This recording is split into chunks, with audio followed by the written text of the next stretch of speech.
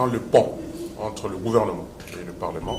Nous sommes donc venus nous enquérir de cette nouvelle loi de finances 2026 qui n'est qu'encore un projet qui va être déposé dans les jours à venir, comme la Constitution le dit, avant, plus tard le 15 septembre, auprès du bureau de l'Assemblée nationale par Madame la Première ministre, chef du gouvernement.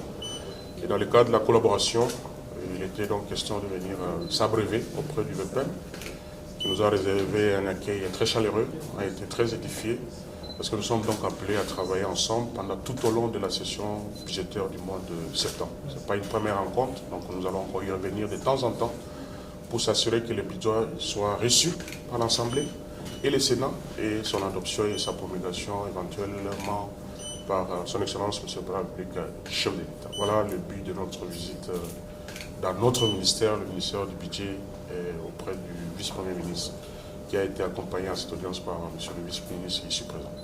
Comme je l'ai dit, d'abord le contenu, ce n'est pas à moi de dévoiler le contenu de la loi de finances 2026, ça c'est le VPM qui va en parler avec Madame la Première ministre. Les Congolais découvriront ça lorsque Madame la Première ministre passera, lorsqu'elle sera appelée à donner l'économie générale. Donc ils attendent bien ce moment opportun. Moi je suis venu juste dans le cadre du préparatif. Il faut préparer. Là c'est une session parlementaire, c'est prépare. Et j'ai dans mes attributions, comme je dis, les relations avec le Parlement. Je dois avoir l'information qu'il faut, préparer la préparation dont je parle, elle est technique, elle est politique. Et c'est pour cela que je ne peux pas m'hasarder par le budget sans venir auprès de celui à qui revient cette attribution de l'élaboration, de la préparation. Parce que vous savez, un budget, on le prépare, on le fait approuver, on l'exécute et on le contrôle.